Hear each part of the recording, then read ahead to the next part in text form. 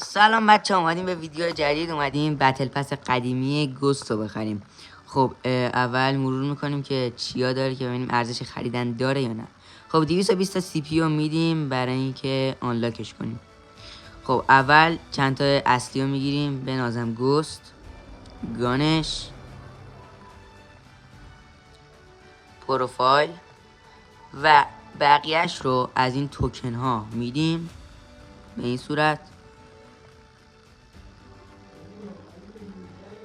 آپگرید آلا میزنین، 80 تا رو که میدین همه رو بهتون میده به همین راحتی. و این همه اسکین خوب و ترای هارد رو فقط و فقط میتونین با 220 تا سی پی دریافت کنین. حالا پیشنهاد من بر اینه که شما 2 تا سی پی دبل 80 تایی بخرین، یعنی 2 تا 160 تا که میشه 320 تا که میاد $2 یا همون 300,000 تومان براتون در میادش. خیلی ممنونم، مرسی که لایک کردید.